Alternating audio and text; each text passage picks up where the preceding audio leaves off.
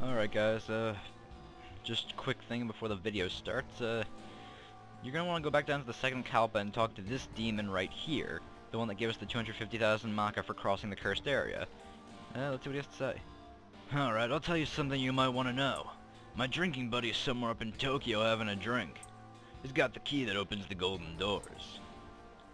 Alright, so with that, we are going to go to the one place where we actually know there is a bar. Ginza.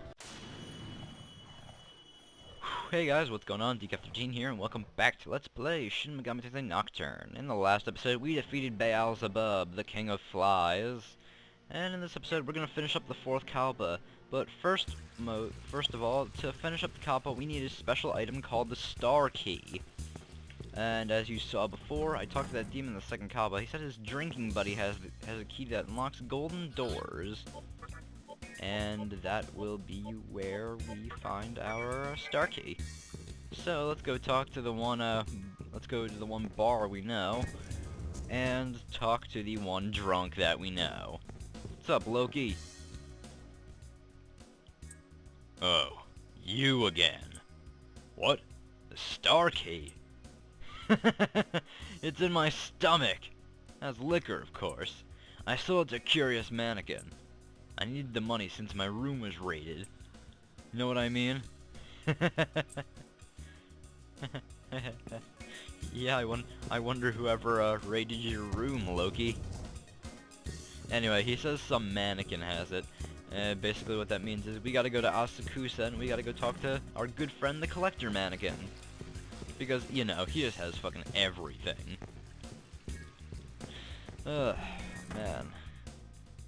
Probably after this, after we finish up the fourth Kalpa, I'm just gonna move immediately on to the fifth Kalpa.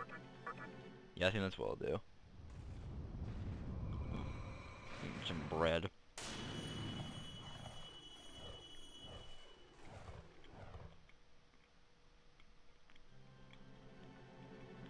Alright.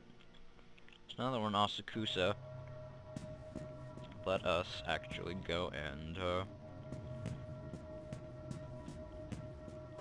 see our good friend. He's my second favorite mannequin. Second to Futomimi, of course. Ugh. Yeah, I don't know what I want to talk about. That and I'm kinda eating, so oh well. So, what's up, man? By the way, I got this from a demon for 60 Maka the other day. It's called the Star Key, but I'm not interested in it. I'm only interested in man-made items. So I'll give it to you if you like. Do you want it?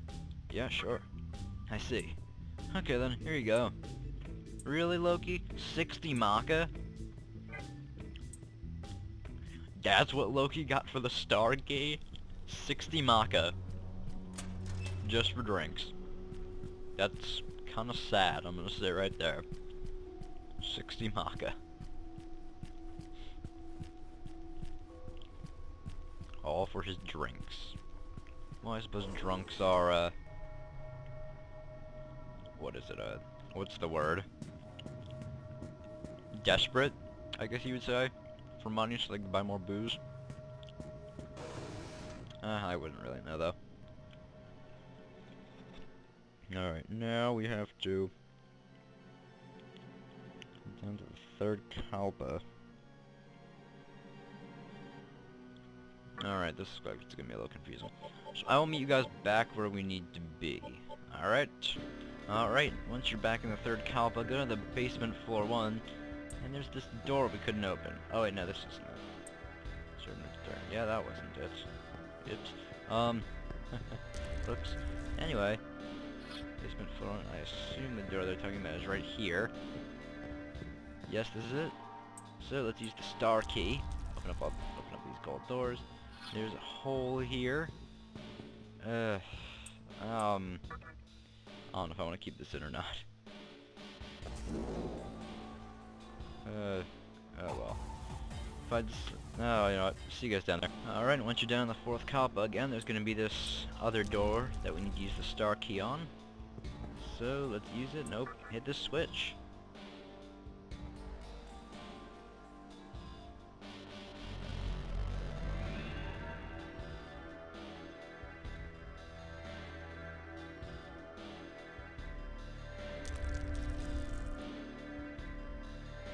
with that, I believe now we can head over to the 5th Kalpa.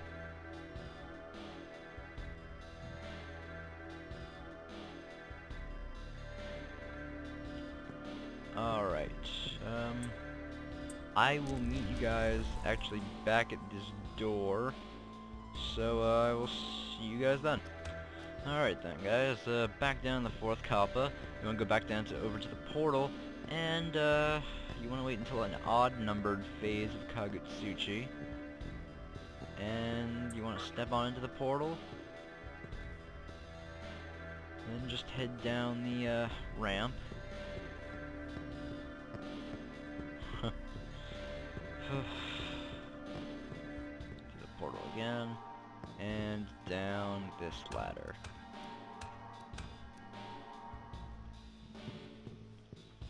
Now once we're here, yes, the way out is over there. Which one is there anything in here I can do? What do you say? Oh, you fucking ass. Well, I'm not going all the way back up now. See how there's like an easy teleport like right there. So I'm probably gonna use that soon. Alright. So out through this door. And let's look in the people. There's a people. Will you look through it? Yes.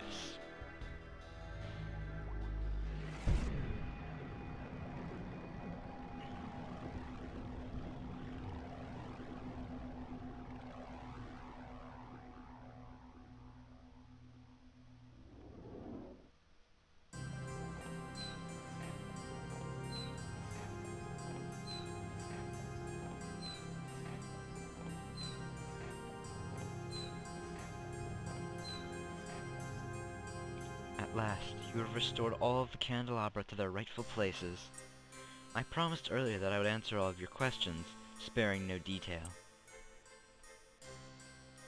It may have occurred to you that the candelabra were not in fact stolen.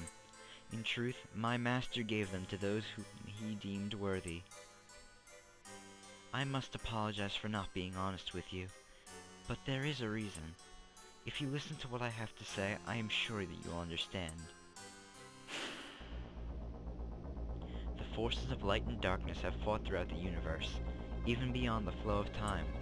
Their battles have affected every living being in existence. Demons and humans are no exception. They have simply been cogwheels in the infernal machine called war. And the war still rages on, even as we speak. However, one individual vowed to put an end to this eternal war.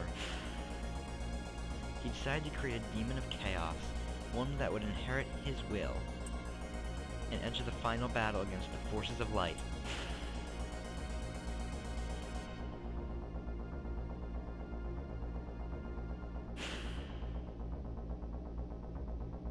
The fiends were prepared for the creation of that demon.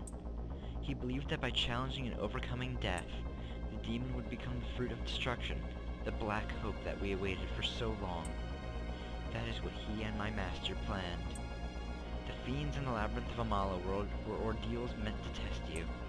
One fiend challenged you, unaware of the truth, while another fiend fell to you, dreaming of a future of chaos.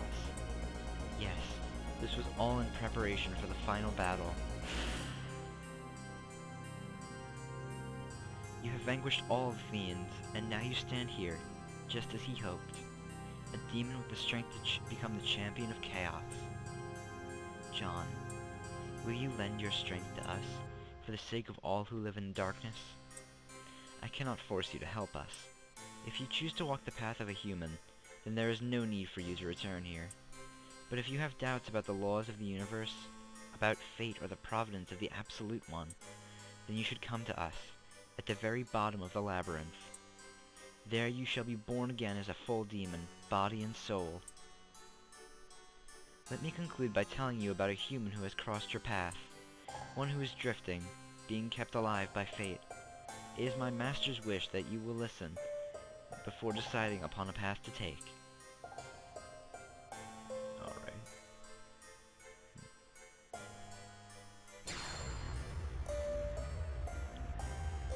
What the? Hijiri. The man I am referring to was known as Hijiri in your previous world. He died, but as fate would have it, he carried on in the Vortex world. Think back to when you first met him, to when the conception occurred.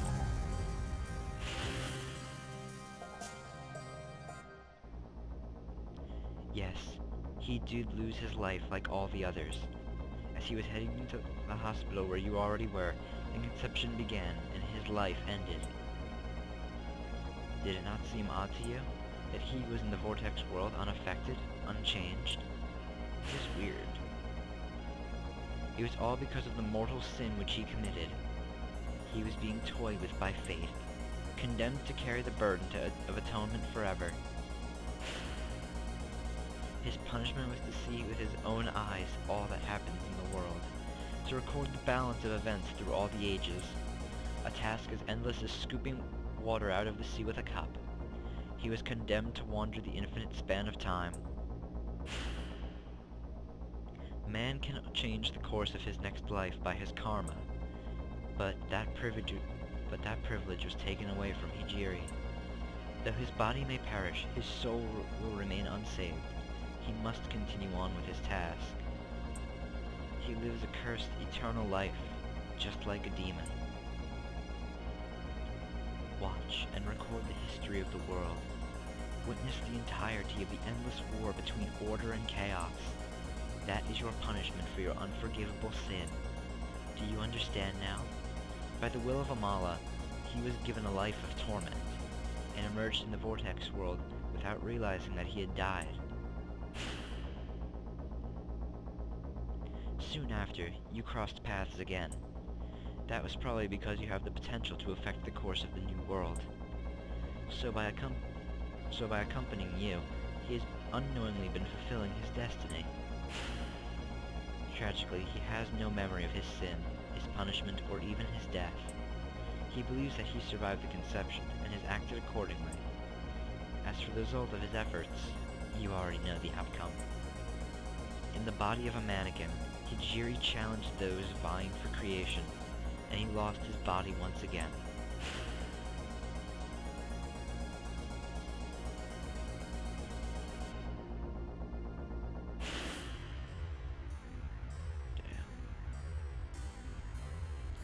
He is now on a journey to a new land of suffering, but his will can never be freed, and his sin never redeemed.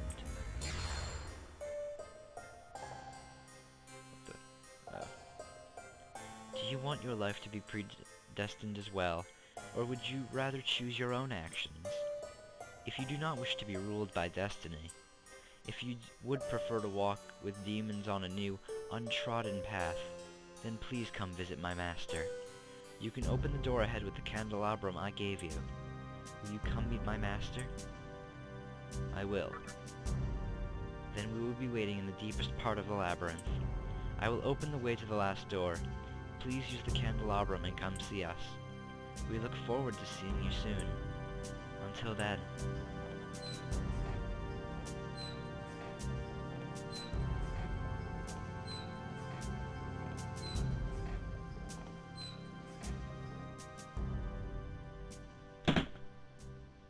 Sorry about that, guys. Just dropped my Vita.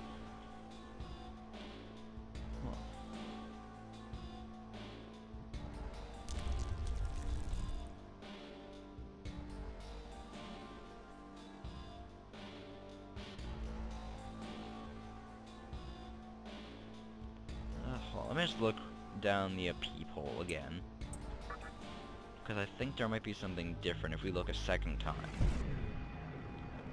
I'm not sure if it's right or not, but it might be.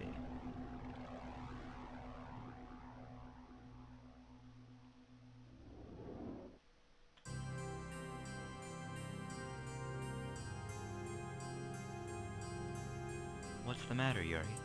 My master is resting right now. That's a very rare item that you have there. It's called the Afterlife Bell. It has the power to resurrect wandering souls. I thought it was still hidden in the labyrinth of Amala.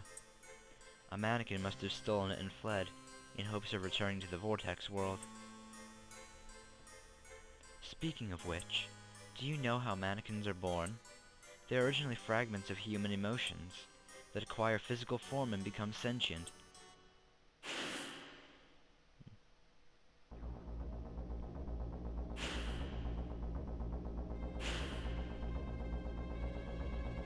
When the conception took place, Tokyo was purged of humans.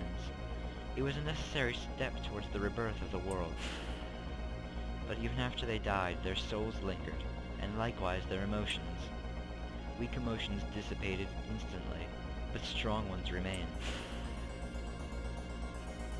Those emotions sought receptacles and found refuge in the substance closest to life, Earth. They merged with the Earth and took shape one after another. For some, they became what they longed to be. For others, a side of them that they abhorred surfaced. Human emotions became mannequins and inhabited the vortex world.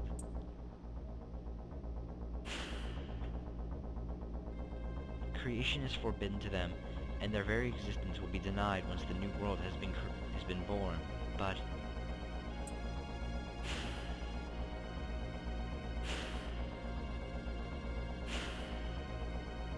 some mannequins have possessed exceptional strength. If you bring them back to life with the afterlife bell, they might join you and help you during your journey, even if it's only for a short while. It's worth a try. I think it's time for you to go back, Yori. There are still things you have to do. Alright, so now we know how mannequins are created. We know that 2 mannequins possess superior strength. Futomimi and Sakahagi. Anyway, I'm gonna jump down the hole. I will see you guys down there. Welcome to the 5th and final Kalpa in the Labyrinth of Amala. I need to heal up. Yori'll heal me. Alright. So, let us set the Candelabrum of Sovereignty down. Our last candelabra. Well, the last candelabrum. You lit the Candelabrum of Sovereignty. The flame of the candelabrum have been lit. With that, we can now venture forward into the 5th Kalpa. Which I will do next episode because I want to finish up the Labyrinth of Amala. But, before we do, well, I mean, before we end the episode off, this has actually been a pretty shitty episode, I can tell. Let's go into the 5th Kalpa. This place look a little familiar to you guys? It should.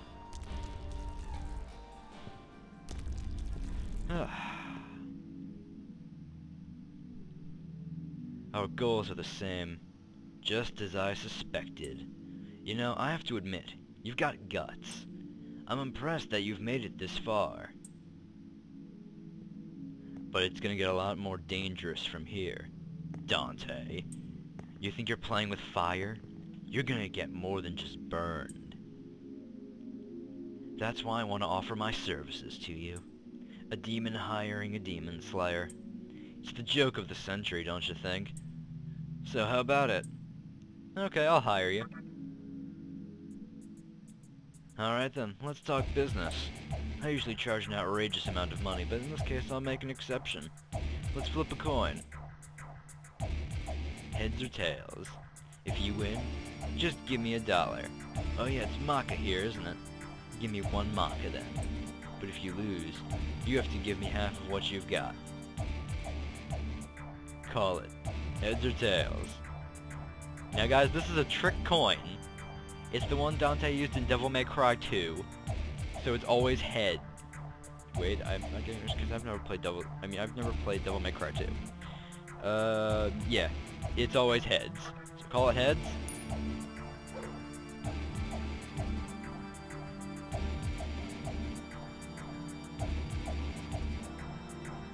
Heads it is.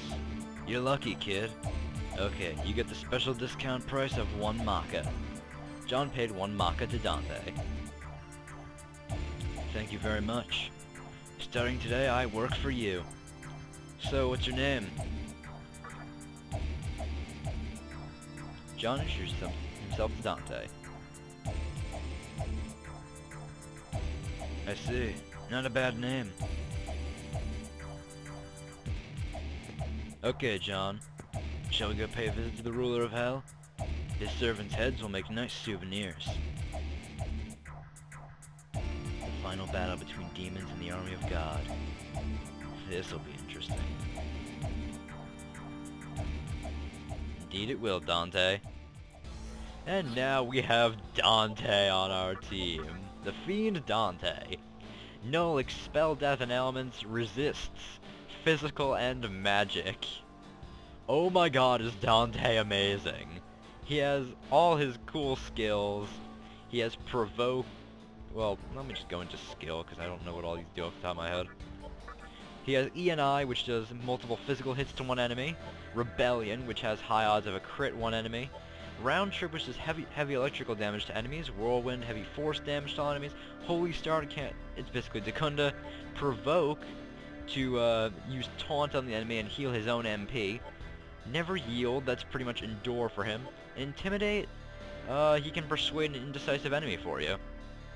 Dante's really good.